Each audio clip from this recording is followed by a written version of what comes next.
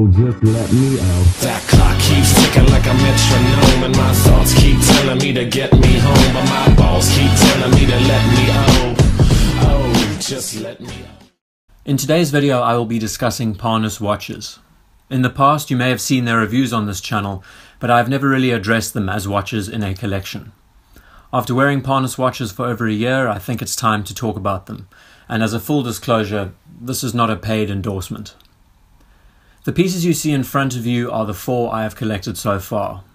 They are all pieces that fall in line with Rolex-styled sports pieces, and of course there are plenty more to be found in many other varieties on the Parnis website, but these are for the most part the watches that I have stuck to. I'll begin by saying that these watches receive way too much criticism than it is worth, but most of you know that already. For the price that they are offered at, they are tremendous value for the money. I say this because I have dealt with many micro-brand watches in the past. The sad reality is that the vast majority of them are undermade and overpriced. After experiencing so many, you start picking up their distinct traits of stamped clasps and similar case shapes, peculiar dimensions and lug widths. You are spending your money on watches that are made from 316L stainless steel and usually house Miyota 9015 movements, or if you're lucky, ETA 2824s. Yes, they will be reliable, but that is not always a guarantee. Now, in tandem to that, you could probably buy all of these pieces for the price of one micro-brand watch. So the characteristics of these pieces. All of them are constructed from 316L stainless steel. All models have sapphire crystals and ceramic bezels. They all have luminova and illuminate well in the dark. They have a water resistance rating that sits between 30 and 50 meters. More importantly than anything else, these watches all have dependable movements. The 2 chronographs have Seiko mechanical quartz movements, impeccable accuracy, and have the ability of recording time over a 60-minute interval. There is a reason why I own 2 of them, but we'll get to that later.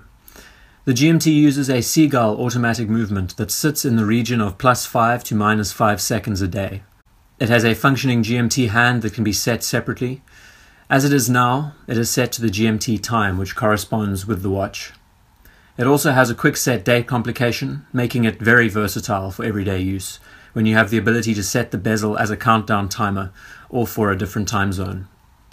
The Explorer is a simple time-only model that also uses a Seagull movement, and as it is right now, using a NATO strap offers so much versatility and variety with the watch's overall aesthetic. Now for the 2 watches that have blown me away the most. The Panda and the Dark Lord chronographs are the best watches I have ever bought, and it feels strange saying that after going through so many in the past.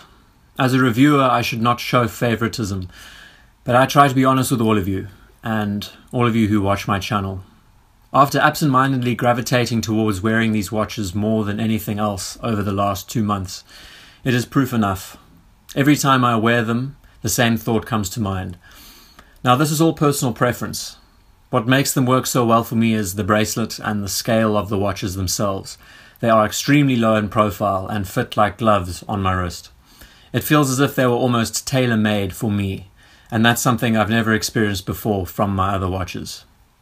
If you are new to this brand, then please, by all means, go out and buy one of these, or any of their selection of Daytonas in their segments.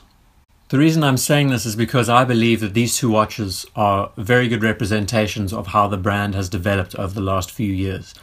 Now they're taking design liberties from their Rolex counterparts, but at the same time producing something very original. So take it from me when I say that these are great pieces to have, not only because of the cost and the affordability of them in relation to their Rolex counterparts, but also for the amount of joy you get out of them. I guarantee that if you're on a waiting list for the next 5 years, before you receive a watch from a brand like Rolex, these are the appetizers that won't let you down.